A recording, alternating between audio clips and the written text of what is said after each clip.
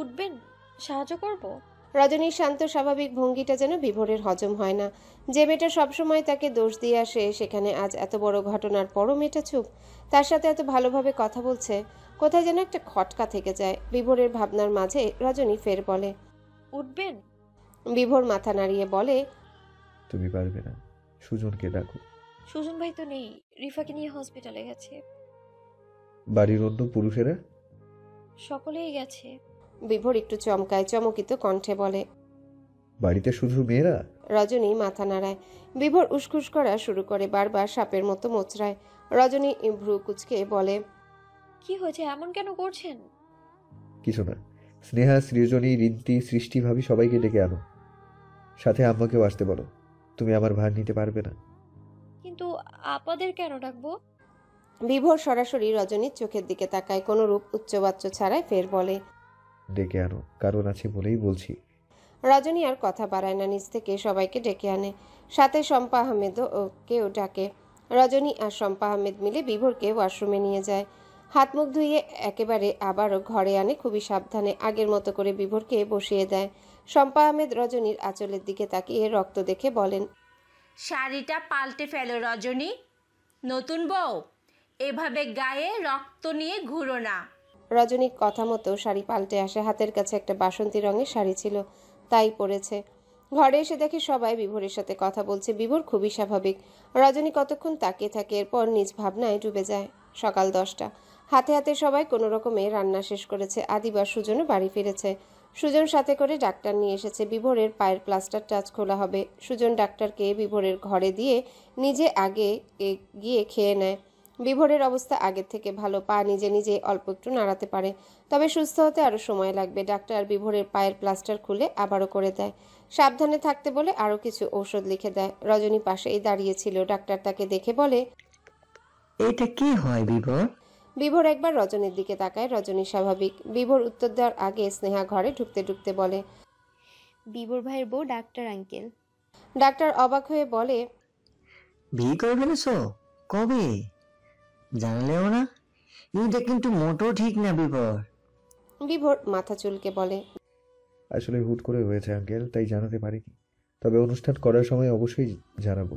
Doctor হাসে। কিছু পরামর্শ দিয়ে রজনীকে বলে খেয়াল রাখতে। এর মাঝে সুজনও চলে আসলে সুজন নিজেই তাকে এগিয়ে দিতে যায়। স্নেহাও ঘর থেকে বেরিয়ে যায়। আদিবাছে মানে এখন তার মা তাকে দূরে দূরে দেখলে ধমকানো শুরু করবে, তাই অগত্যা সে আদিবের কাছে যায়। রজনী চুপচাপ বসে থাকে। রজনীর নীরবতা বিভোরকে কাঁপিয়ে দেয়। বারবার মনে হয় এই মেয়ে নীরবভাবেই তাকে ছেড়ে যাওয়ার পরিকল্পনা করছে। আচ্ছা, মেয়েটাকে নিজের তো করা গেল, কিন্তু আটকে রাখবে কিভাবে? ছেড়ে গেলে আটকাবে কিভাবে? তার ভাবনার মাঝেই রজনী বলে, ছেড়ে যাবো না বিবর ভাই। শত হোক, বিয়ে তো আর ছেলে খেলা নয় যে চাইলেই খেললাম আর না চাইলেই খেলা ভেঙে চলে গেলাম। এতটুকু জ্ঞানবোধ আছে আমার। বিভোর শীতল চাহনিতে তাকিয়ে থাকে। রজনী ঘাড় ফিরিয়ে তাকায় বিভোরের দিকে। বিভোরের চোখে চোখ রেখে ফের বলে, আপনি তো বলেছিলেন আমাকে সব ঝড় থেকে আগলে রাখবেন, কিন্তু আপনি প্রথমেই ব্যর্থ বিবর ভাই। আমি হঠাৎ এক ঝোড়ো হাওয়ার ধাক্কায় নড়বড়ে হয়ে গিয়েছি। আমি আর উঠে দাঁড়াতে পারছি না। রজনীর চোখে কিছু একটা ছিল যার দিকে তাকিয়ে মুহূর্তে বিভোর এলোমেলো হয়ে যায়, ভেতরটা ঝলসে যায়। রজনীর চোখ বেয়েও দুফোঁটা অশ্রু গড়ায়। বিভোর এক মুহূর্তেও দেরি করে না, শুধু ভাঙা ভাঙা ভাবে বলে, আমি তোমাকে একটুখানি জড়িয়ে ধরি রজনীগন্ধা। বলল নাকি অনুমতি চাইলো বোঝা গেল না, তবে বলার পর আর একটু অপেক্ষা করে না। এক হাতে টেনে নিয়ে শক্ত করে জড়িয়ে ধরে। রজনী হতভম্ব, ফ্যাল করে চেয়ে আছে, মস্তিষ্ক ফাঁকা। কয়েক মুহূর্তে কি ঘটলো তা টের পেতেই অনুভব করে সে বিভোরের বুকে লেপ্টে আছে। বিভোরের মুখ তার কাঁধে গুজে দেওয়া। আবেগী রজনী চোখ বেয়ে তখনও অশ্রু গড়াচ্ছে। নাক টেনে রজনীও ছোট বাচ্চার মতো বিভোরের বুকে মিশে যায়। বিভোরের বুক ভাসিয়ে দেয় কাঁদতে কাঁদতে। মিনিটখানেক বাদেই বিভোর বলে, পৃথিবীর যত ঝড় আসুক, সব কিছু থেকে আমি তোমাকে আগলে রাখবই। কখনোই তোমাকে ঝড়ে যেতে বা ভেঙে যেতে দেব না রজনীগন্ধা। তোমার পাশে ঠাঁই হয়ে, তোমার হয়ে বরাবর দাঁড়িয়ে যাব। তবুও তোমার উপর আঁচ আসতে দেব না। কথা দিলাম রজনীগন্ধা। বিকেলের দিকে রিফাকে হাসপাতাল থেকে আনা হয়। হাতের শিরা না কাটায় তেমন ক্ষতি হয়নি, তবে রক্ত বেশি বের হওয়ার ফলে শরীর একটু দুর্বল। রিফা বেশ চুপচাপ। তাকে যেভাবে এনে শুইয়ে রাখা হয়েছে সে সেভাবেই আছে, দৃষ্টি সিলিংয়ের দিকে। পাপিয়া আহমেদ এক মুহূর্তের জন্য মেয়ের হাত ছাড়ছেন না। রজনী সাহস পায় না রিফাকে দেখতে আসার, তবুও দরজার বাইরে থেকে একবার দেখে। সামনাসামনি দাঁড়ানোর সাহসটা বোধহয় তার নেই। রজনী চলে যেতে নিলে পাপিয়া আহমেদ ডাকে। রিফা উপরের দিকে তাকিয়েই বলে, ওর সাথে একটু কথা আছে আম্মা, ডেকে দেন। রজনী ভয়ে ভয়ে ভেতরে আসে। রিফা ফের তার মাকে বলে, একটু বাইরে যাবেন আম্মা? পাপিয়া আহমেদ চোখ ছোট ছোট করে তাকায়। মেয়ে কি বলতে পারে তা সে অনুমান করে। একবার থাকতে চেয়েও বেরিয়ে যায়। রজনী টুল নিয়ে বসে। রিফা তার দিকে তাকায়, মলিন হেসে বলে, শাড়িতে তোকে অনেক সুন্দর লাগছে রজনী, বরাবরই তোকে সুন্দর লাগে শাড়িতে, তবে আজ একটু বেশি সুন্দর লাগছে। এত সৌন্দর্য ঠিকরে পড়ছে কি আমার ক্ষত বিক্ষত হৃদয়কে আরো ক্ষত করতে। রজনী মাথা নিচু করে নেয়, নিজেকে স্বাভাবিক রাখার চেষ্টা করে বলে, তুই সুন্দর চোখে দেখিস তাই সুন্দর লাগছে, অন্য কিছুই না। কথা শেষ হওয়ার সাথে সাথে রিফা রজনীর হাত চেপে ধরে। তুই যা চাইবি, যা বলবি আমি সব করবো রজনী, শুধু আমার বিবর ভাইকে ছেড়ে দে, ওনাকে আমার কাছে ফিরিয়ে দে। আমি ওনাকে তোর সাথে মেনে নিতে পারবো না। তুই তো আমার সব ইচ্ছে পূরণ করিস, আজ তাহলে বিবর ভাইকে দে, ওনাকে ছেড়ে দে তুই। কান্না ভেজা গলায় করুণ স্বরে বলে। রজনী হয়তো জানতো তার এই কথাগুলো শুনতে হবে, তাই একটু অবাক হয় না, চমকায় না, ভীষণ স্বাভাবিক থাকে। এক হাতে রিফার হাত ছাড়িয়ে নিয়ে নিজের দু হাতের মাঝে রিফার হাত রাখে, সামান্য হেসে বলে, আমি তোর সব ইচ্ছে পূরণ করার চেষ্টা করি, এটা ঠিক। তুই যা চাস তাই দেওয়ার চেষ্টা করি, কিন্তু আমি তোর এই ইচ্ছে পূরণ করতে পারবো না। আমি তো এই বিয়ে করতে চাইনি, কিন্তু তবুও হয়ে গেছে। আর বিয়েটা কোনো মুখের কথা নয় রিফা, চাইলেই ছেড়ে দেওয়া যায় না।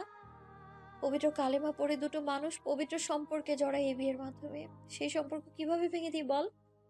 তুই যে ভালোবাসার কথা বলছিস তা তোর আবেগ, আর যদি আবেগ না ধরে সত্যিই ভালোবাসা ধরি তবুও সেটা হারাম। এটার জন্য আমি আমার হালাল সম্পর্ক ভাঙতে পারবো না। আল্লাহ তাআলাও নারাজ হবেন। আমায় মাফ কর তুই, তবুও এত বড় একটা কাজ আমি করতে পারবো না।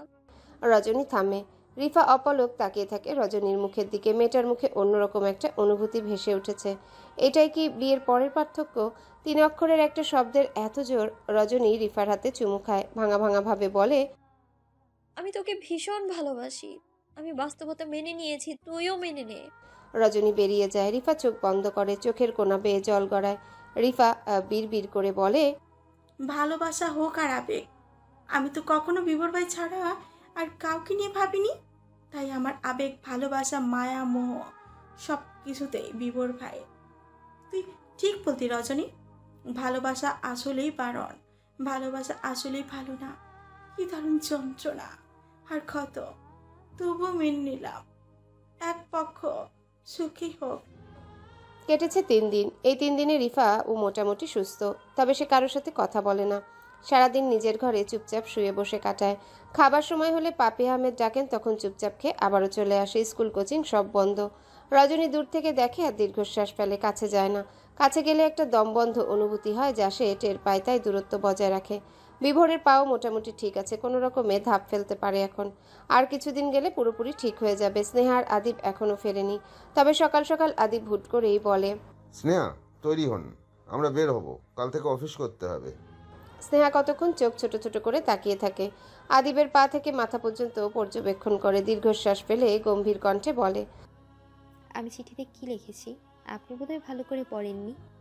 আদিব একটুও বিচলিত না হয়ে শান্ত কণ্ঠে বলে, আমার চোখ যথেষ্ট ভালো আছে, তাই আমি সবই ভালোভাবে দেখেছি। তাহলে নিশ্চয়ই এটাও দেখেছেন যে আমি লিখেছি আমি সেখান থেকে একেবারে চলে এসেছি। আদিব পাত্তা দিল না, এমন ভাব নিয়ে নিজের কাপড় গোছাতে গোছাতে বলে। তো স্নেহা অবাক হয়, লোকটা চাচ্ছেটা কি? নিজেই তো দূরে সরিয়ে দিয়েছে, এখন যখন সে নিজ থেকে সরে আসতে চাচ্ছে তাহলে তার সমস্যা কোথায়? স্নেহা সরাসরি আদিবের দিকে তাকিয়ে বলে, আমি যাব না আপনার সাথে। আপনি এসেছেন, থেকেছেন, দরকার পড়ে আরও কদিন থাকুন, ঘুরুন ফিরুন, খান ঘুমান, আমার কিছুতেই আপত্তি নেই। কিন্তু ফেরার সময় আপনি একাই ফিরবেন, আমি আপনার সাথে যাব না, যেতে চাই না। আর কারণটাও আপনার খুব ভালো মতো জানা। আদিব যেন এবার একটু সিরিয়াস হলো। সব কাজ ফেলে বিছানার উপর বসে স্নেহার দিকে গম্ভীর চোখে তাকায়, বেশ গম্ভীর স্বরে বলে, বাড়িতে কি বলবেন? যা বলার তাই বলবো। তাছাড়া ছোট ভাইয়া সবই জানে, আসার সময় ওকে বলেই এসেছি আমি আর ফিরবো না, তাই ও সব সামলে নেবে। সুজন ভাই জানে? কারণ বলেছেন? স্নেহা মলিন হেসে বলে, এই সত্যি কথাটা বলার মতো সাহস আমার নেই, তাই আমি কিছুই বলিনি। তবে জানেন তো, ভাই পেয়েছে অনেক ভাগ্য করে। আমার জ্বর আর কান্নামাখা মুখ দেখেও কতক্ষণ শুধু তাকিয়েছিল। একবার জিজ্ঞেস করেছে কি হয়েছে, আমি শুধু বলেছি আমাকে নিয়ে যাও ভাইয়া, ব্যাস। ভাইয়া আমার হাত ধরে বলল, একেবারে যাবি নাকি আবার ফিরবি? আমার উত্তর ছিল, একেবারেই যাব, আর ফিরবো না। তাহলে আদিবের বাড়ির কিছুই নিতে হবে না, চল। আপনার বাড়ি থেকে এক কাপড়ে কোনো রকম প্রশ্ন ছাড়া আমার ভাই আমাকে নিয়ে এসেছে। বাড়ির লোককে কি বলবো এই নিয়ে চিন্তায় পড়ে গিয়েছিলাম, বলে ও সামলে নেবে বলে আমাকে শান্ত করেছে। পুরো রাস্তা এমনভাবে আগলে আগলে এনেছে যেন আমি ছোট্ট একটা বাচ্চা। এই যে আপনি এসেছেন, তবুও আমাকে কিছু বলেনি, আপনাকেও বলেনি। আমাদের দুজনকে সময় দিয়েছে। আমি যেতে না চাইলে ওরা আমাকে জোর করে পাঠাবে না। আর বিভোর ভাই যদি জানে আপনি আমাকে কি কি বলেছেন, আপনার মুখ ভেঙে হাতে ধরিয়ে দেবে। স্নেহা সশব্দে হেসে ওঠে। আবেগে চোখের কোণ আপনা আপনি ভিজে ওঠে। হবারই কথা, এত বুঝদার দুই ভাই পেতে সৌভাগ্য লাগে যা তার আছে। আলগোছে নিজের চোখের জল মুছে বলে, অতএব আপনি আসুন। আমি এত অপমান উপেক্ষা নিয়ে থাকতে পারবো না, তবুও পারতাম।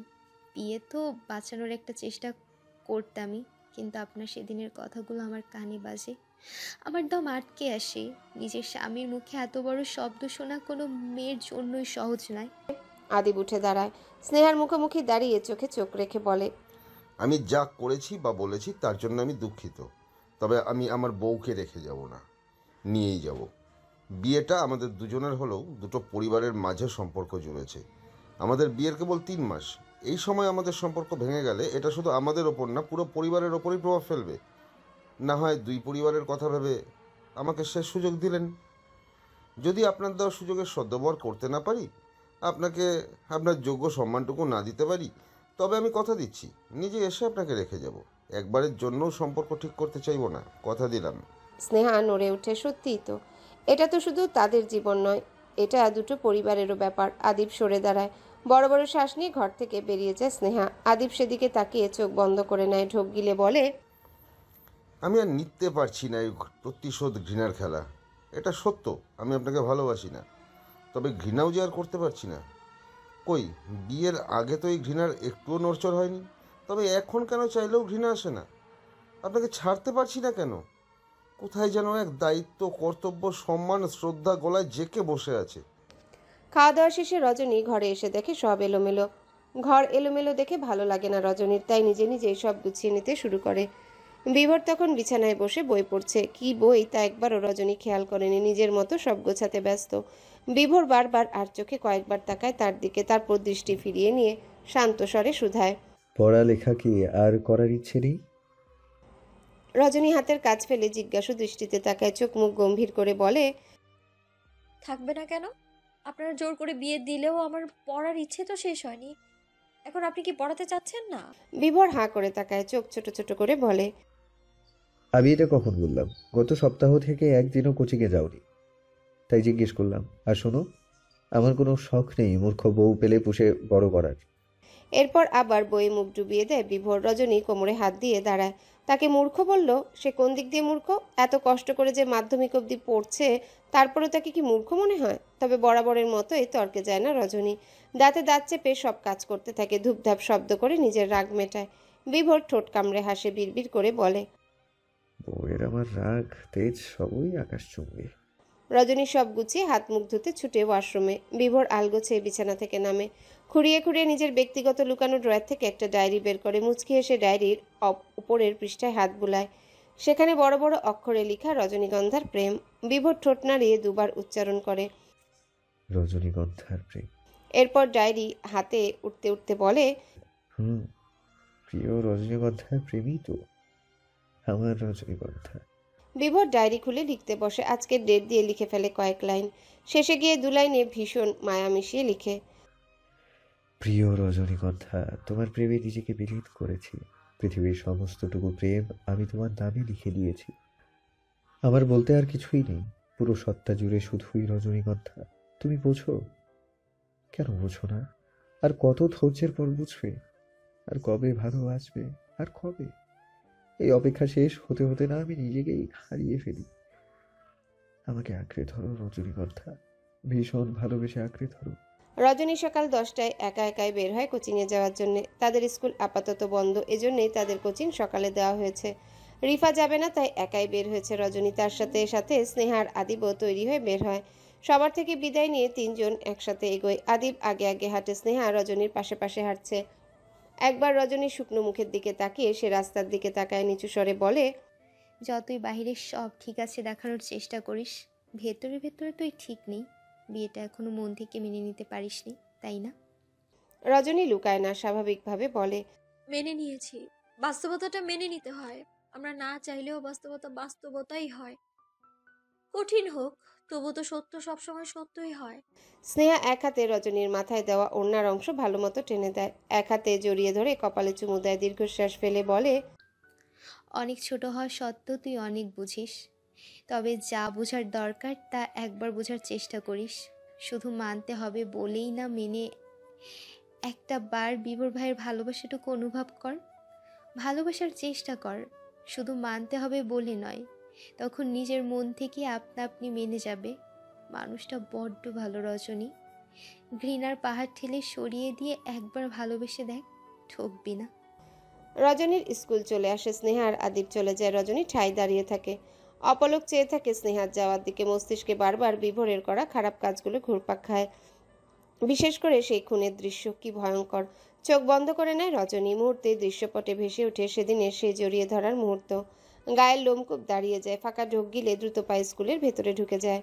কোচিং শেষ করে ক্লান্তি চোখে সামনে রাস্তায় তাকায়, হাতে চুড়ি পরার, নাকে নাকফুল পরায় সকলের একটাই প্রশ্ন, রজনী তোর বিয়ে হয়ে গেছে? কবে, কখন? রজনী বরাবরই মিথ্যা বলতে পারে না, তাই সত্যটাই বলে দেয়, তবে বরকে তা বলে না। কোচিংয়ের সবাই তাকে ধরে ধরে একই প্রশ্ন করেছে।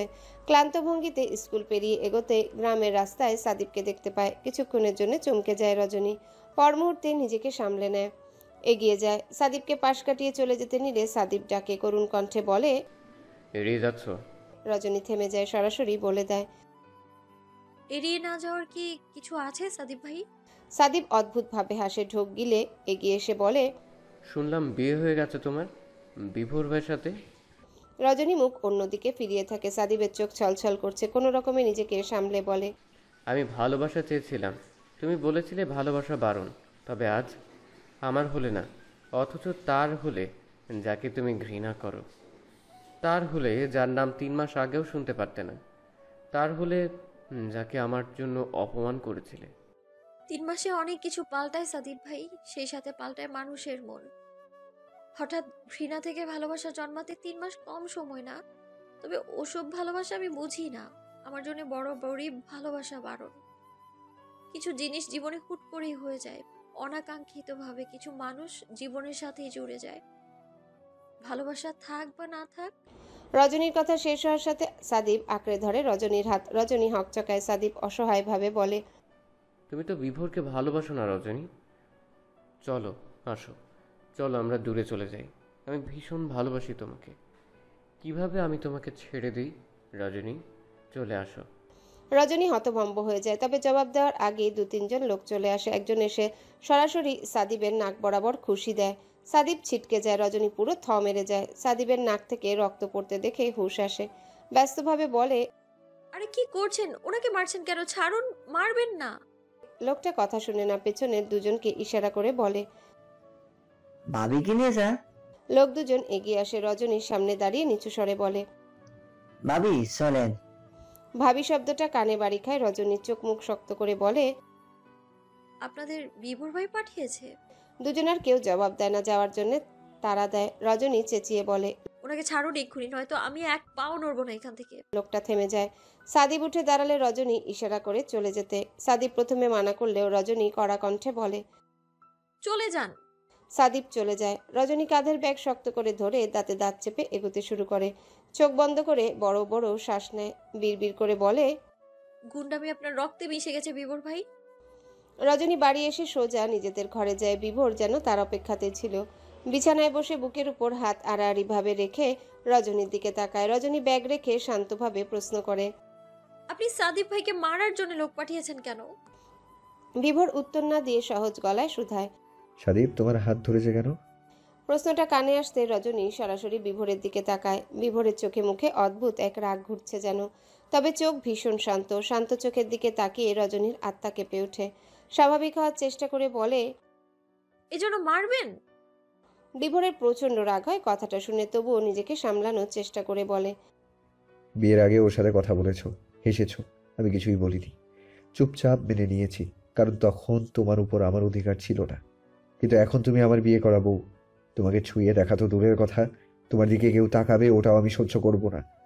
আর যদি ভাবো আগের মতোই সব চুপচাপ হজম করব, তাহলে দুঃখিত, তুমি ভুল রজনীগন্ধা, আমি অত শুদ্ধ পুরুষ নই।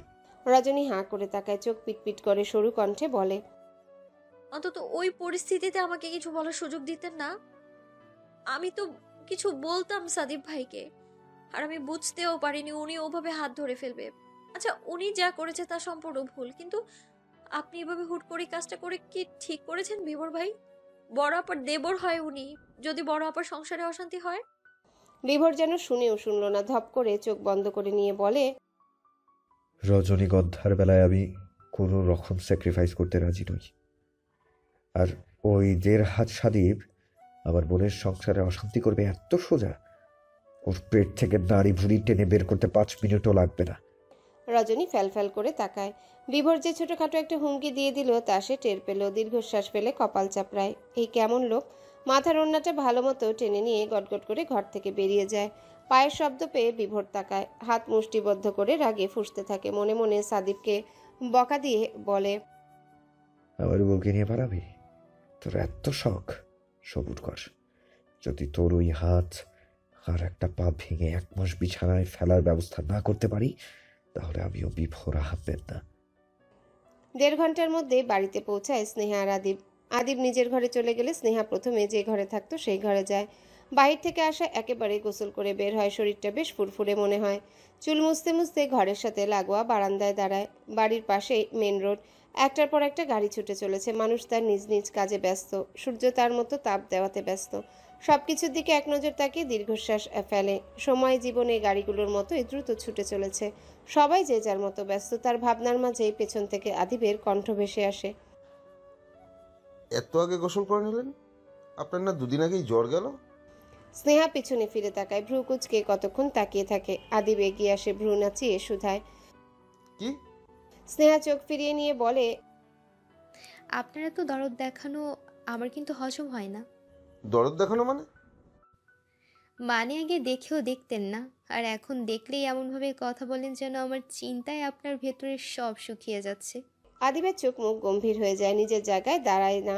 ঘরের ভেতর যেতে যেতে বলে, নিজের সব জিনিসপত্র গুছিয়ে নিয়ে ওই রুমে রাখেন, এখন থেকে ওখানেই থাকবেন।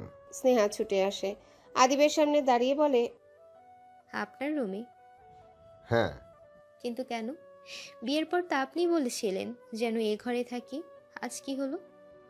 যা হওয়ার হয়েছে। আমি বলেছি ওই রুমে থাকবেন, তাই ওই রুমেই থাকবেন। আর কাল সকাল সকাল তৈরি থাকবেন, বেরোবো। আদিব চলে যেতে নেয়। স্নেহা দুহাত প্রসারিত করে তাকে বাধা দেয়, ভ্রু কুচকে বলে, কোথায় নিয়ে যাবেন? আপনি আবার আমাকে বিক্রি টিক্রি করার প্ল্যান করছেন না তো? পাচার? আদিব স্নেহার হাত নামিয়ে দিয়ে বলে, আপনার বাপ ভাই যে হিটলার। আমি যদি আপনাকে পাচার করার কথা ভাবিও, তাহলে আমার কিডনি, চোখ, হার্ট যা যা আছে সব বের করে নিয়ে পাচার করে দেবে। আর আমি নিজেকে প্রচণ্ড ভালোবাসি, তাই নিজের কিডনি কিংবা চোখ, হার্ট কিছুই হারাতে চাচ্ছি না। আদিবের কথায় বোকার মতো তাকিয়ে থাকে স্নেহা। আদিব যখন চলে যায় তখন সে দুবার কথাগুলো আবার আওড়ায়। পুরোপুরি বুঝতে পেরে শব্দ করে হেসে দেয়। হাসতে হাসতে বিছানায় বসে পড়ে। বাহির থেকে আদিব চেঁচিয়ে বলে, পড়ে গিয়ে আবার হাত পা ভাঙবেন না, পরে আপনার ভাই আমাকে বধূ নির্যাতনের খেসে জেলে ঢুকিয়ে দিবে। স্নেহা হাসি থামিয়ে নিজেও চেঁচিয়ে বলে, দিলে কদিন জেলের হাওয়া খাবেন। সবাই বলে না জামাই আদর খাওয়া, খাবেন না হয় জামাই আদর। আদিব ঠোঁট কামড়ে হাসে। স্নেহা ওদিকে হাসছে। দুদিকে বসে বসে দুজন হাসছে, কেউ কাউকে দেখছে না। একজন জানে ওই মানুষটা হাসছে, আরেকজন জানেও না।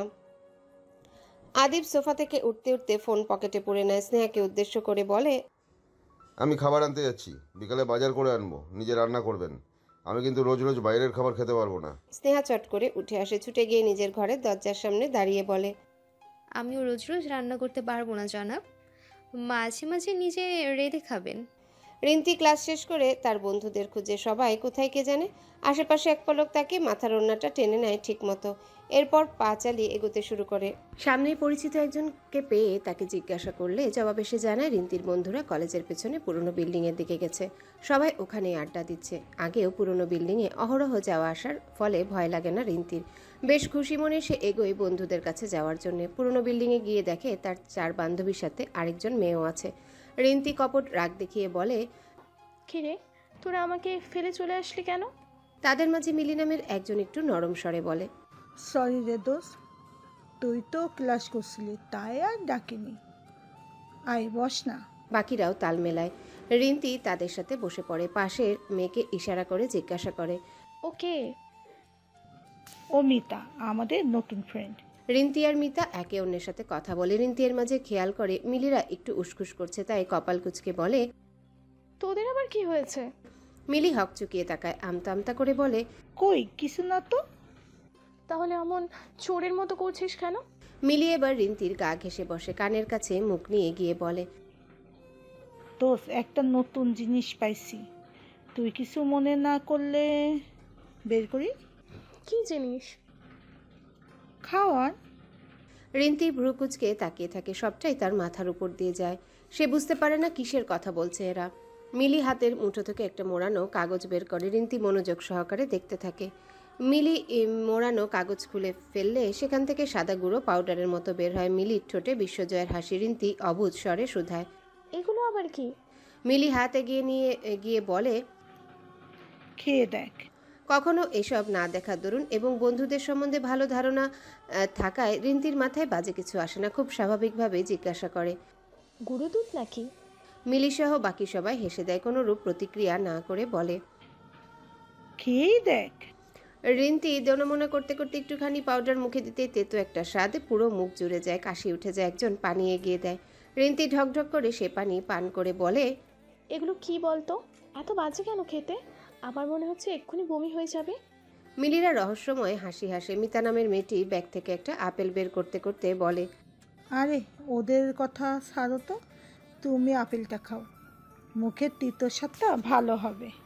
রিন্তি সন্দিহান দৃষ্টিতে তাকায়। মিতা হেসে বলে, এটা মিষ্টি, খেতেই পারো। রিন্তি আপেল নিয়ে খাওয়া শুরু করে। আপেল খেতে খেতে বাকিদের সাথে গল্প জুড়ে দেয়। মেয়েটা বুঝতে পারে না জীবনের মোড় এবার ঘুরতে চলেছে। একজোড়া দৃষ্টি তাকে পর্যবেক্ষণ করছে খুব করে। যখন সেই ব্যক্তি শিওর হলো তাদের প্ল্যান সফল হলো, ঠিক তখনই ফোন বের করে টেক্সট করে একটি নাম্বারে, আমাকে একটু গেটের বাইরে দিয়ে আসুন আপু, বাইরে আমার বোন আছে। বলে মেয়েরা তাকে গেটের বাইরে আনলে সৃজনী আর সুজন ছুটে আসে। রিন্তিকে ধরে আনতে দেখে সৃজনী ব্যস্ত স্বরে শুধায়, কি হয়েছে মেজো আপা? রিন্তি কিছু বলতে পারে না। একজন মেয়ে বলে, ওর মনে হয় শরীর খারাপ লাগছে, একটু পানি খাইয়ে চোখে মুখেও পানি দাও। সুজন বেশ চিন্তিত চোখে তাকিয়ে থাকে। বিভোর তাকে দায়িত্ব দিয়েছিল 2 বোনের খেয়াল রাখার। কলেজের এদিকে তার কাজ ছিল বলেই দুজনার কাছে এসেছে সে। সুজন কিছু বলতে যাবে তার আগে রিন্তি গড়গড়িয়ে বমি করে দেয়। সৃজনী কোনো মতে আগলে ধরে বলে, ছোট ভাইয়া জলদি পানি আনো। সুজন পাশের দোকানের দিকে ছুটে 2 বোতল পানি এনে ঠিকমতো রিন্তিকে পরিষ্কার করে দেয়। সৃজনী তাড়া দিয়ে বলে, ছোট ভাইয়া আপাকে নিয়ে আগে বাড়িতে যেতে হবে, তার আগে কি একবার ডাক্তার দেখিয়ে যাবে? ওর অবস্থা তো ভালো লাগে না। রিন্তি প্রায় অবচেতন। কি করবে আর কি করবে না ভেবে পায় না সুজন। অবশেষে সব চিন্তা বাদ দিয়ে রিন্তিকে কোলে তুলে নিয়ে পাশের একটা গাড়ি করে হাসপাতালে যায়। পরিচিত হাসপাতাল, ডাক্তারও পরিচিত, তাই সময় লাগে না তেমন। উল্টাপাল্টা কিছু খেয়েছে এটা মনে করে ওষুধ দেয় তিনি। এরপর কিছুটা সময় নিয়ে সেখানেই তারা দাঁড়ায়। রিন্তির হুঁশ আসলে তারা বেরোয়। পুরো রাস্তায় রিন্তি একা একটাও ধাপ দিতে পারে না। কি আশ্চর্য, হঠাৎ কি হলো মেয়েটার? রিন্তিকে নিয়ে কোনো রকমে বাড়ি ফিরে সুজনরা। রিন্তি তখনও দুর্বল। কোনো রকমে বিছানায় শুইয়ে দেওয়া হয়। শম্পা আহমেদ মেয়েকে নিয়ে ব্যস্ত হয়ে যায়। বিভোরের কানে কথাটা যাওয়ার সাথে সাথেই সে কোনো রকমে বিছানা থেকে উঠে পড়ে। উত্তেজনায় একাই যাওয়ার চেষ্টা করলে পায়ে ব্যথা পায়। রজনী তখন ঘরেই আসছিল। বিভোরকে ওই অবস্থায় দেখে নিজেই গিয়ে ধরে। একটু আতঙ্কিত কণ্ঠে বলে, একা একা উঠেছেন কেন? ব্যথা পেয়েছেন? বিভোর এক পলক তার দিকে তাকিয়ে বলে, রিন্তির কাছে যাব।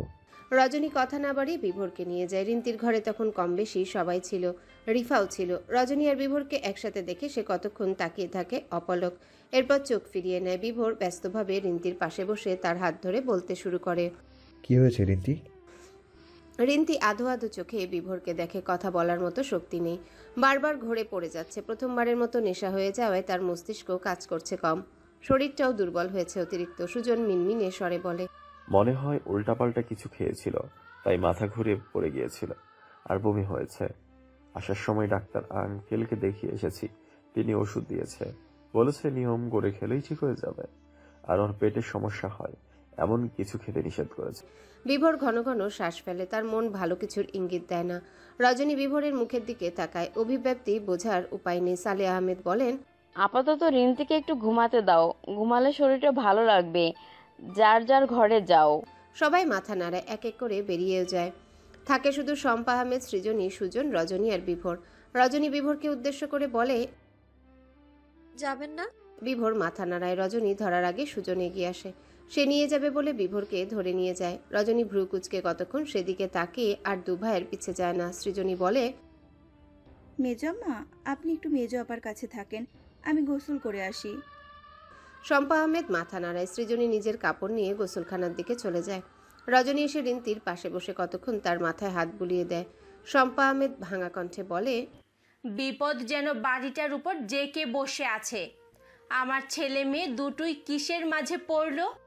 চিন্তা করবেন না মেজো আম্মা, মেজো আপা আর বিবর ভাই দুজনই খুব তাড়াতাড়ি সুস্থ হয়ে যাবে।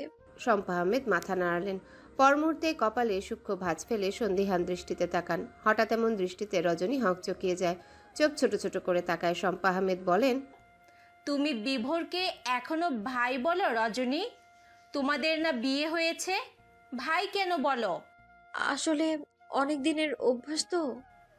অভ্যাস বদলাও, নিজের বরকে কেউ ভাই ডাকে? আমি যেন আর না শুনি তুমি আমার ছেলেকে ভাই বলেছ। রজনী মাথা নাড়ায়। এরপর শম্পা আহমেদের কথা অনুযায়ী ঘর থেকে বের হয়ে যায়। একবার পিছু ফিরে তাকিয়ে শম্পা আহমেদের দিকে তাকিয়ে আরেকবার নিজেদের ঘরের দিকে তাকায়। মাথা চুলকে বিড়বিড় করে বলে, বিভোর ভাইকে বিভোর ভাই না বলে কি বলবো? বিভোর, ইয়া আল্লাহ, উনি আমার কত বড়, এভাবে শুধু নাম ধরে ডাকা যায়? তাহলে কি রাখবো? রজনী নিজেদের ঘরের দিকে যায়। বিছানায় শুধু বিভোরকে বসা দেখে আশেপাশে তাকায়। সুধায়, সুজন ভাই কই? বিভোর খাটে মাথা এলিয়ে দিয়ে চোখ বন্ধ করে শান্তভাবে জবাব দেয়, ওর কাজ আছে, তাই চলে গেছে। ও আচ্ছা। ঠোঁট গোল করে কতক্ষণ তাকিয়ে থেকে চেয়ার টেনে বসে। এরপর আগ্রহ নিয়ে ফের সুধায়, একটা কথা জিজ্ঞেস করি বিভোর ভাই। বলা শেষে জিহবাই কামড় দেয়, তারপর বিড়বিড় করে কিছু আওড়ায়। বিভোর যেভাবে ছিল সেভাবেই বলে, করো। মেজো আম্মা বলেছে আপনাকে বিভোর ভাই না বলতে, তাহলে আমি আপনাকে কি বলবো? নাম ধরে তো ডাকলে ভালো দেখাবে না, তাহলে বর বলবো নাকি সিনেমার মতো ঢং করে বলবো, ওগো শুনছো? বিভোর চট করে চোখ মেলে তাকায়, চোখ বড় বড় করে তাকিয়ে থাকে বোকার মতো। ও না না, ওগো শুনছো না তো, ওগো শুনছেন হবে। বিভোর গম্ভীর হয়ে যায়, চোখ ছোট ছোট করে কতক্ষণ তাকিয়ে থেকে বলে, এত কষ্ট না করে একটা বাচ্চার নাম ঠিক করে তার বাবা বলে ডাকা শুরু কর। রজনী ভ্রু কুচকে বলে, বাচ্চা কই পাবো? বাচ্চা কোথায় পায় মানুষ? এই প্রশ্নের জবাবে রজনী চুপ করে যায়। বিভোর স্বাভাবিকভাবে তাকিয়ে থাকে। রজনী কোনো কথা না বলে হঠাৎই ঘর থেকে বেরিয়ে যায়। বিভোর সেদিকে তাকিয়ে ঠোঁট কামড়ে হাসে। সজল আহমেদ বাড়ি ফিরলে রিফা বাবা মায়ের ঘরে যায়। ঘরের বাইরে থেকে একদম নিষ্প্রাণ কণ্ঠে বলে, আব্বা আসবো? সজল আহমেদ দরজার দিকে তাকায়। মেয়েকে দাঁড়িয়ে থাকতে দেখে তিনি আসতে বলেন। রিফা ঘরে ঢুকে সজল আহমেদের সামনে মাথা নিচু করে দাঁড়ায়। এতদিনে বাদে আদরের মেয়ের মুখে আব্বা ডাক শুনে যেন অন্যরকম শান্তি পায় সজল আহমেদ। নরম স্বরে মেয়েকে কাছে ডেকে বলে, কি বলবে আম্মা? রিফা মাথা নাড়ায়, কণ্ঠস্বর আগের মতোই নিষ্প্রাণ রেখে বলে, আমি আমার পরীক্ষার আগ পর্যন্ত মামা বাড়িতে থাকতে চাই আব্বা, আমাকে ওখানে রেখে আসেন। সজল আহমেদ আর পাপিয়া আহমেদ অবাক হন। পাপিয়া আহমেদ মেয়ের কাছে এসে তাকে আগলে নিয়ে বলে, তুমি ওখানে থাকতে যাবে কেন মা? রিফা মায়ের বুকে মাথা এলিয়ে দিয়ে ছোট্ট করে বলে, আমি এখানে থাকলে রজনীকে না চাই তো কষ্ট দিয়ে ফেলতে পারি আম্মা। তাছাড়া আমি ওদের মধ্যে কাটা হয়ে থাকতে চাই না, ওরা আমারই আপনজন। আমি চাই ওরা ভালো থাকুক, নিজেও ভালো থাকতে চাই, আমি বাঁচতে চাই আম্মা। কিছুদিন ওদের চোখের আড়াল হয়ে গেলে আমি স্বাভাবিক হতে পারবো, ওরাও সম্পর্কটাকে এগিয়ে নিতে পারবে। সজল আহমেদ মেয়ের কথায় গম্ভীর হয়ে গেলেন। এক পলক নিজের স্ত্রী এবং মেয়ের দিকে তাকিয়ে বেশ কড়া স্বরে বললেন, আমি রেখে আসবো তোমাকে, তবে তোমাকে একটা কথা স্পষ্ট করে বলে দিতে চাই, যেখানেই যাও যাই করো সবসময় একটা কথা মাথায় রাখবে, এই বাড়ির মেয়েদের জন্য কোনো রকম বিয়ে বহির্ভূত ভালোবাসার সম্পর্ক নিষিদ্ধ। তাই যে ভুলটা এখন করেছো তা আর কখনো করার চেষ্টা করো না। রিফা আলগোছে মাথা নাড়ায়, একটাও প্রশ্ন করে না, ইচ্ছেই করে না হয়তো। কিশোরী বয়সের প্রেমটা এমনই হয়, হোক তা একপাক্ষিক আবেগ, তবুও যারা এই কিশোরী বয়সের প্রেমের হাওয়া পায় তাদের জন্য পরিস্থিতি বড্ড কঠিন। রিফা ঘর থেকে বের হতে নিলে সজল আহমেদ জিজ্ঞাসা করেন, কবে যাবে?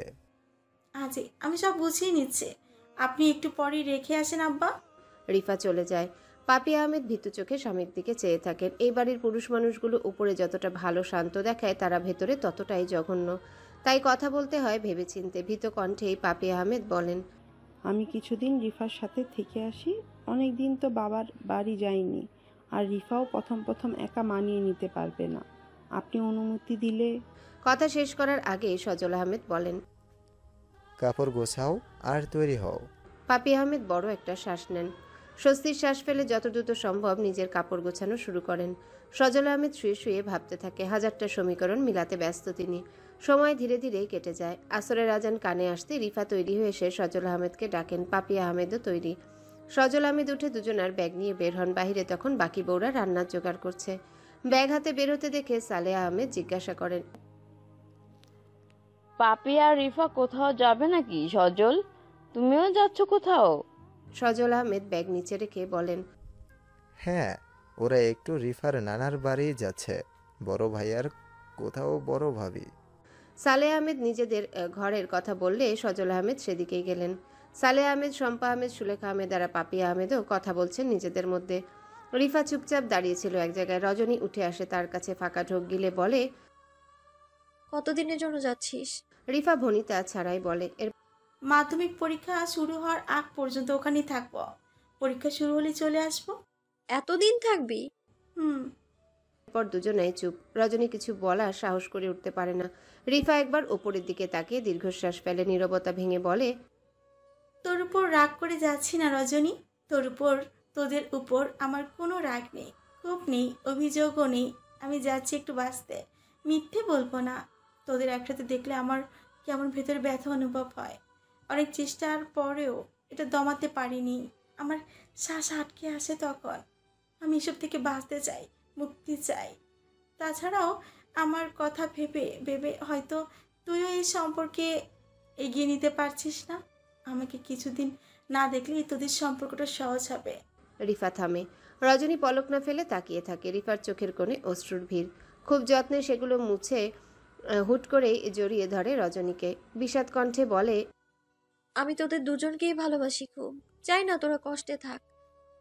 আমার ব্যবহারগুলোর জন্য আমি ক্ষমা করে দিস আমায়। তোরা খুব সুখী হবন, ভালো থাকিস। রিফা রজনীকে ছেড়ে দিতে চাইলেও রজনী ছাড়ে না, শক্ত করে জড়িয়ে ধরে কেঁদে ওঠে। রিফা হাসে। সজল আহমেদ চলে আসলে রজনীকে ছাড়িয়ে নিয়ে এগোতে শুরু করে। যত কদম এগোয় ততবার নিজেকে বোঝায়। বিড়বিড় করে আকাশের দিকে তাকিয়ে বলে, জীবন কি চায় আমার জানা নেই। দুই আত্মার বোনকে জীবন সময় ছিন্ন ভিন্ন করে দিয়েছে।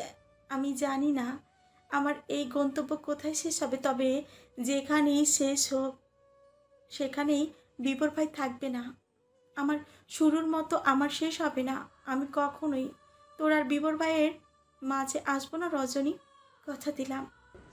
আকাশে বড় গোল একটা চাঁদ উঠেছে। রাত তখন প্রায় 11টা ছাড়িয়েছে। রজনী না ঘুমিয়ে জানালা দিয়ে বাহিরে দেখছে।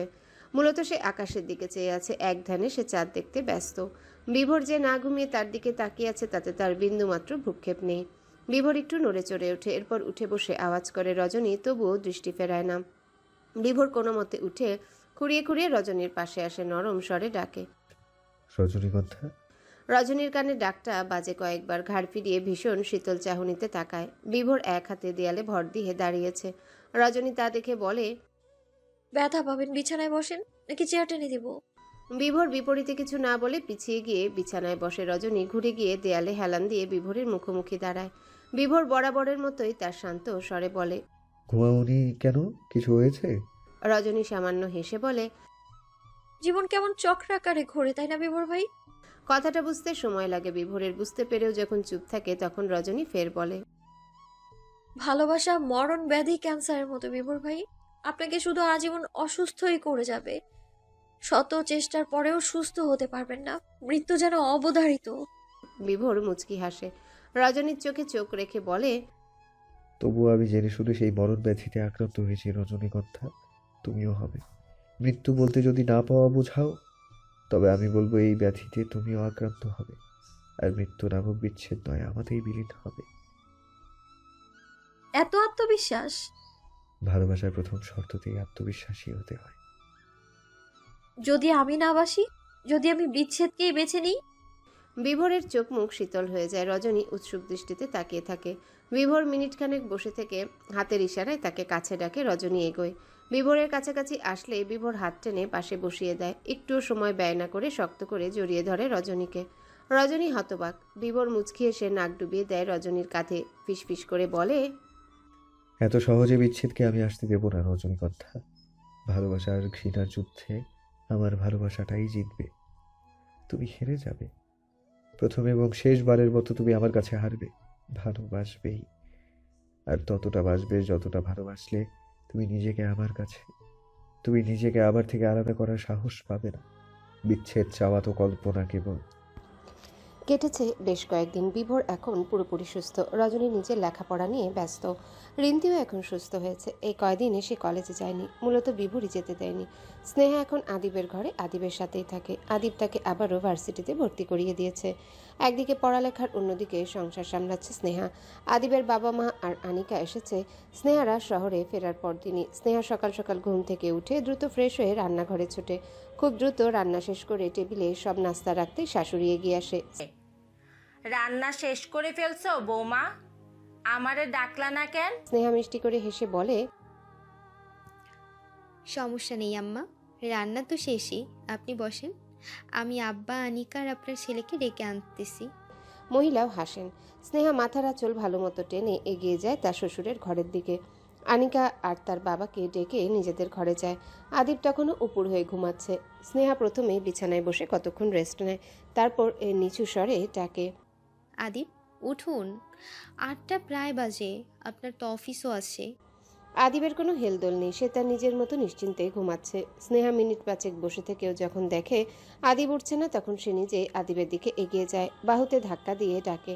আদিব নড়ে চড়ে আবারও আরাম করে শুয়ে পড়ে। স্নেহা ঠোঁট কামড়ে কোমরে হাত দিয়ে ভ্রু কুচকে তাকিয়ে থাকে আদিবের ঘুমন্ত মুখের দিকে। মুহূর্তেই দুষ্টুমি বুদ্ধিতে মনটা নেচে ওঠে। কুটিল হেসে নিজের বাঁধা চুল খুলে ফেলে। চুলের ডগা দিয়ে সুরসুরি দিতে থাকে আদিবের কানে। আদিব প্রথম দুবার মশা মারার মতো করে মারলেও পরের বার চমকে ওঠে, লাফিয়ে বসেও পড়ে। মিনিটখানেক ফ্যালফ্যাল করে তাকিয়ে থেকে কি হয়েছে তা বোঝার চেষ্টা করে। যখন ও মস্তিষ্ক ধরতে পারে কি হয়েছে, তখন চট করে তাকায় স্নেহার দিকে। স্নেহা চোখ ছোট ছোট মুখে ইনোসেন্ট ভাব নিয়ে তাকিয়ে থাকে। আদিব সন্দিহান গলায় বলে, কি হলো এটা? কি হলো এটা? আদিবের ভ্রু কুচকে যায়। স্নেহার দিকে তাকিয়ে থেকে কিছু একটা ভাবে, তারপর বলে, আমার কানে আপনি সুরসুরি দিয়েছেন? আমি আপনার কানে সুরসুরি দেব? আপনার এটা মনে হয়? আমি তো কেবল আসলাম আপনাকে ডাকতে, আর আমার মোটেও আপনার সাথে ফাইজলামা করার ইচ্ছা নেই। আম্মা খেতে ডাকতেছে, উঠে ফ্রেশ হয়ে খেয়ে অফিসে যান। স্নেহা এমন একটা ভাবনায় যেন সে মোটেও এসবে আগ্রহী নয়। আদিব দ্বিধায় পড়ে যায়, তারপর কিছু একটা ভাবতে ভাবতে উঠে চলে যায় ওয়াশরুমে। সে যাওয়ার সাথে সাথে এতক্ষণের চেপে রাখা হাসিটা বেরিয়ে আসে। মুখে হাত দিয়ে শব্দ করে হাসতে থাকে স্নেহা। বাহির থেকে আনিকাকে ডাক শুনে হাসা বন্ধ করে বিছানা গুছিয়ে নেয়। আদিব বের হলে দুজনে একসাথেই খেতে যায়। খাওয়ার এক পর্যায়ে আনিকা বায়না করে আজ তাকে নিয়ে ঘুরতে যাওয়ার জন্যে। প্রথমে সময় নেই বলে বিষয়টা কাটিয়ে গেলেও বাবা মায়ের জোরাজোরিতে রাজি হয় আদিব। আনিকার সাথে স্নেহাও যাবে বলে ঠিক হয়। আদিব খাওয়া শেষে রেডি হয় অফিসে যায়। স্নেহা আর শাশুড়ি কতক্ষণ গল্প করে, এরপর দুপুরে রান্নার জন্য কাজ করতে থাকে। ঠিক 12টার দিকে স্নেহাদের বাড়িতে হাজির হয় বিভোর। দরজার ওপাশে বিভোরকে দাঁড়িয়ে থাকতে দেখে অবাক হয়ে তাকিয়ে থাকে স্নেহা। খুশিতে তার মুখ থেকে কথাই বের হয় না। বিভোর কপালের ঘাম মুছতে মুছতে বলে, বাইরেই দাঁড় করিয়ে রাখবে, ভেতরে আসতে বলবে না? স্নেহার যেন হুঁশ ফিরে ব্যস্ত গলায় বলে, আমার ভাইয়া এসেছে আম্মা। আসো মেজো ভাইয়া, আসো। একা আসছো? রজনী আসেনি? রিন্তি, সৃজনী, ছোট ভাইয়া ওরা কোথায়? সবাই যে যার কাজে। কেন, একা এসেছি বলে খুশি হওনি? স্নেহা কিছু বলার আগে আদিবের মা রান্নাঘর থেকে বের হতে হতে বলে, কে এসেছে স্নেহা মা? স্নেহার জবাবে বলে, আদিবের মা এগিয়ে আসে, বিভোরের সাথে কুশলাদি বিনিময় করে। স্নেহা নিজেই যায় ভাইয়ের জন্য নাস্তা আনতে, ততক্ষণে আনিকাও আসে। বিভোরের সাথে দুজনেই টুকটাক গল্প করে। স্নেহা নাস্তা দিয়ে হাসি মুখে সবার কথা শুনে। আদিবের মা ছেলের বউয়ের প্রশংসায় একেবারেই পঞ্চমুখ। এত লক্ষ্মী একটা বৌমা পেয়ে তারা খুশি। আনিকাও ভাবির নামে সুনামি করছে। কিছুটা লজ্জা পায় স্নেহা। বিভোর তৃপ্তি নিয়ে তাকায় বোনের দিকে। হ্যাঁ, তার এই বোনটা সুখে আছে। মুখের ভাবটা আর এই লজ্জা পাওয়াটাই বলে দিচ্ছে তার বোন সুখে আছে। বিভোর গোপনে দীর্ঘশ্বাস ফেলে। আদিবের মা আর বোন স্নেহাকে ভাইয়ের সাথে কথা বলতে বলে নিজেরা রান্নাঘরে যায় রান্না শেষ করার জন্য। স্নেহা বিভোরকে বলে, আমার ঘরে আসো ভাইয়া। বিভোর না বোধক মাথা নাড়ায়, ক্লান্ত গলায় বলে, বোনের সংসার দেখতে এসেছিলাম, দেখলাম এবার যেতে হবে বোন। স্নেহা মন খারাপ করে বলে, এখনই যাবে? আর একটু থাকো। বিভোর স্নেহার মাথায় হাত বুলিয়ে দেয়, নিচু স্বরে বলে, ভালো আছো তো স্নেহা? আদিবের সাথে সব ঠিক আছে? তুমি একটুও কষ্টে নেই তো? এরা তোমাকে ভালোবাসে তো?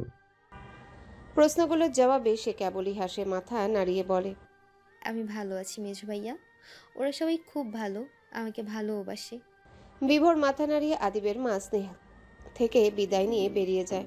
স্নেহা সেদিকে তাকিয়ে থাকে, কিছুটা মনও খারাপ হয়ে যায়। এর মাঝেই আনিকা দৌড়ে এসে বলে, আম্মা, সাদিব ভাইয়াকে কে যেন খুব বাজেভাবে মেরেছে।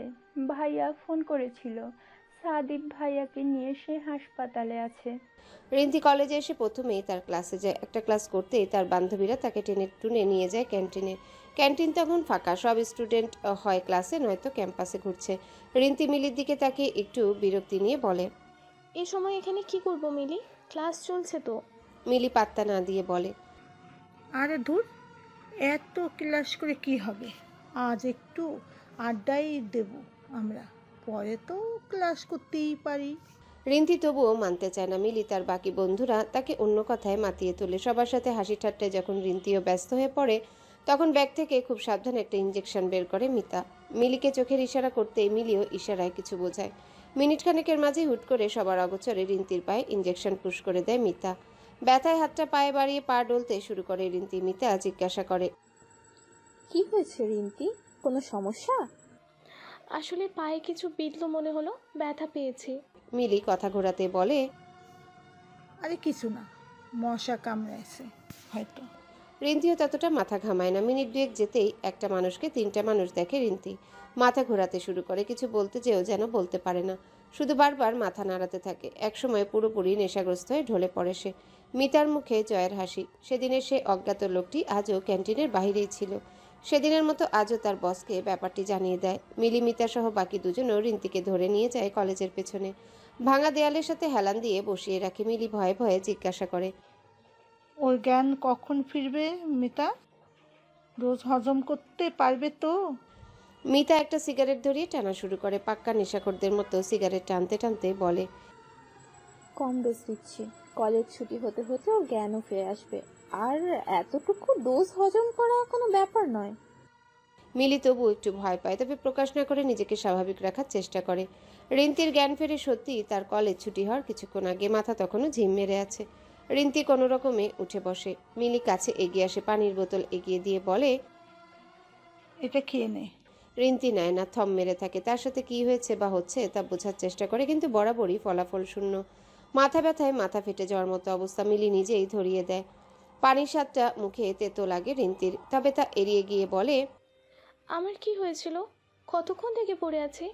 তুই মাথা ঘুরে পড়ে গেছিলি, আমরা তোকে এখানে এনেছিলাম।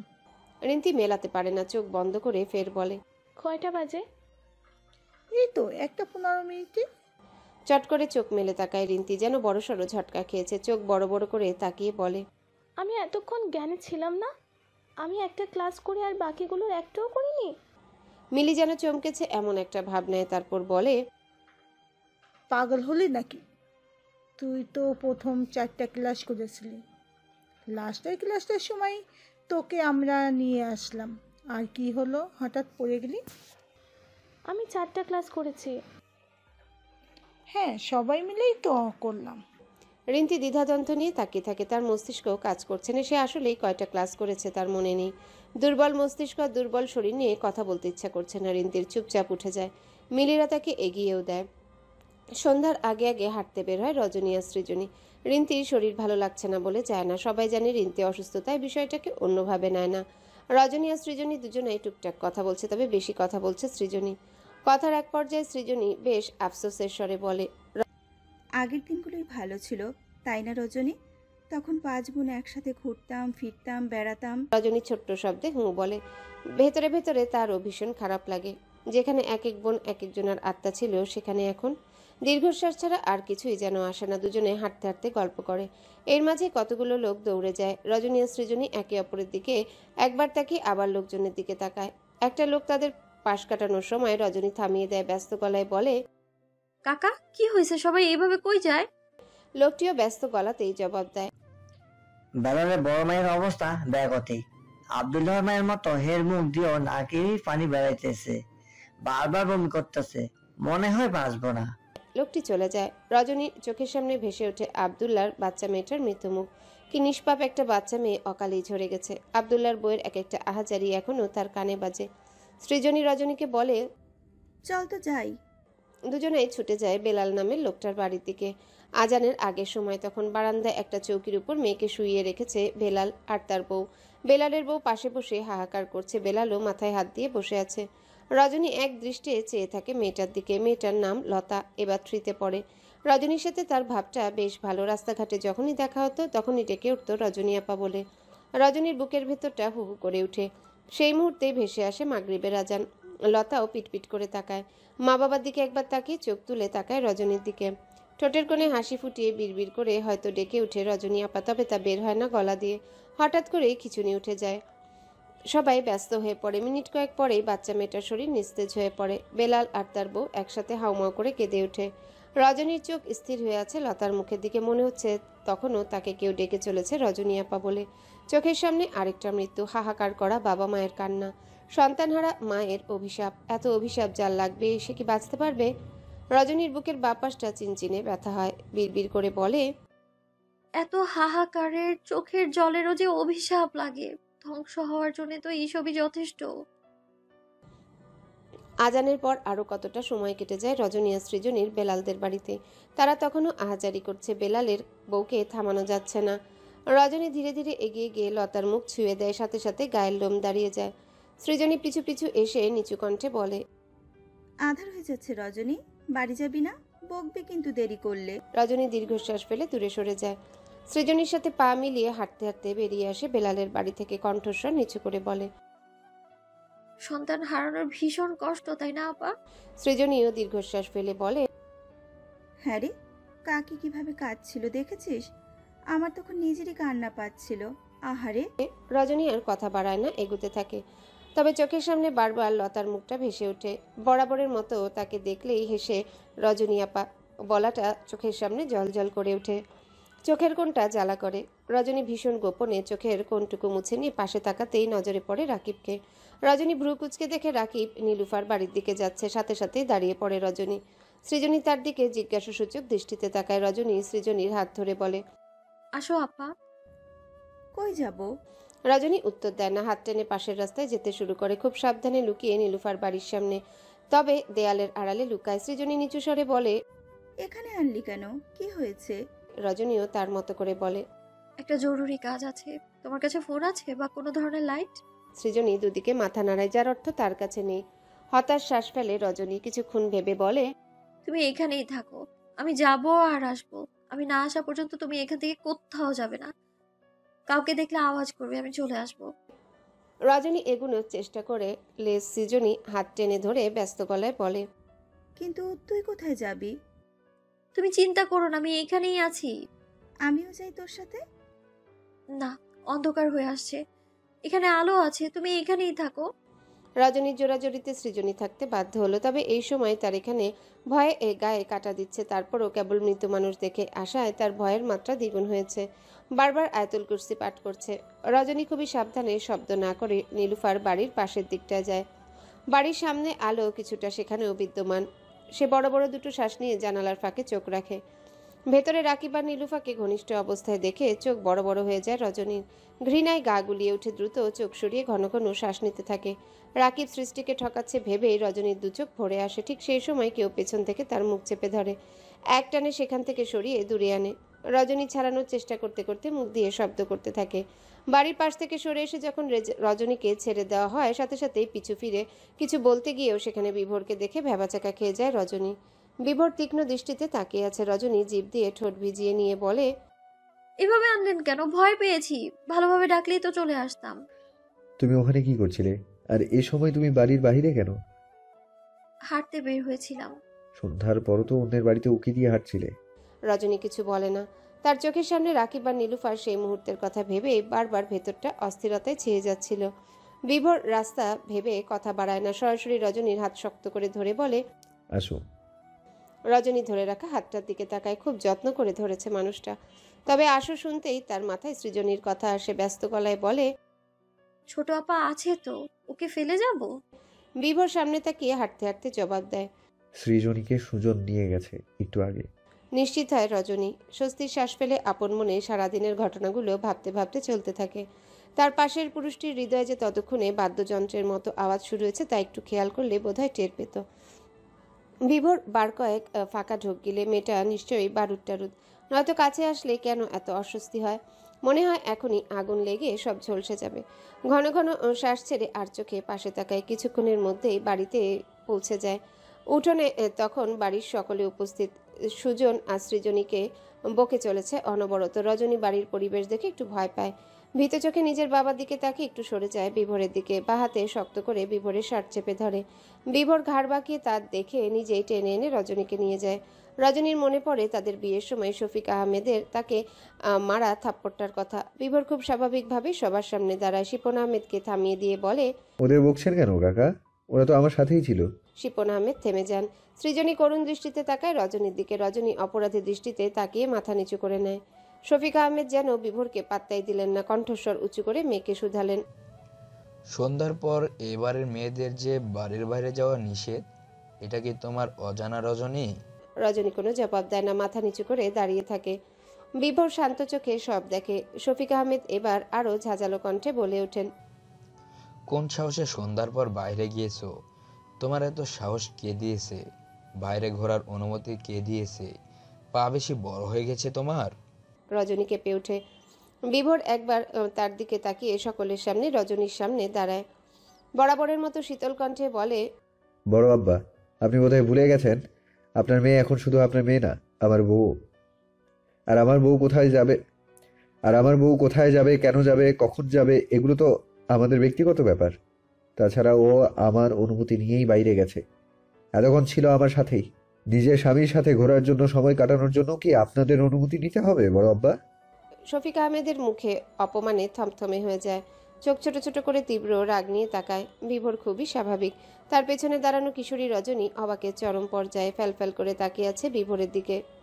আজ এখানে বিভোর না থাকলে নিশ্চিত তাকে দুটো থাপ্পড় খেতেই হতো। কি বলা উচিত বা করা উচিত সে ভেবে পায় না। শফিক আহমেদ রাগে গড়গড় করতে করতে চলে যায়। বিভোরও কারোর দিকে না তাকিয়ে রজনীর হাত ধরে নিজেদের ঘরের দিকে এগোনো শুরু করে। শুধু যেতে যেতে বলে দেয়, সুজন, সৃজনী, ঘরে যাও। বিভোরদের পিছু পিছু তারাও ঘরের দিকে যায়। বিভোর ঘরে এসে রজনীর হাত ছেড়ে টান টান হয়ে বিছানায় শুয়ে পড়ে।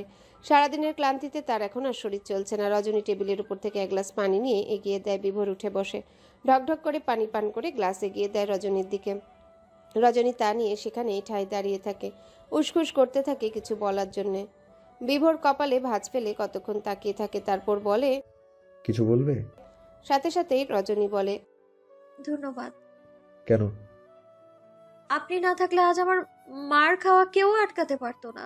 বিভোর বিপরীতে কিছু বলে না। কতক্ষণ নীরবতাতেই কেটে যায়। রজনীর অস্বস্তি লাগে, তাই সে গ্লাস নিয়ে সরে যেতে গেলে বিভোর বলে ওঠে, আমাদের বিয়ের দিন তোমার গালে থাপ্পড়ের দাগ যে ছিল ওটা বড় আব্বা মেরেছিল, তাই না? রজনী দাঁড়িয়ে পড়ে বিভোরের দিকে তাকায়। বিভোরের দৃষ্টি শীতল। এই দৃষ্টির মানে সে জানে, তাই মুচকি হেসে বলে, নিশ্চিত জেনেও জিজ্ঞেস করছেন যে? বিভোর দীর্ঘশ্বাস ফেলে আগের মতো শুয়ে পড়ে।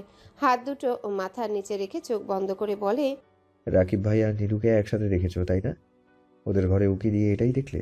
মুহূর্তেই রজনীর চোখে ভেসে ওঠে সেই মুহূর্তটি। ঘৃণায় ধপ করে চোখ বন্ধ করে নেয়।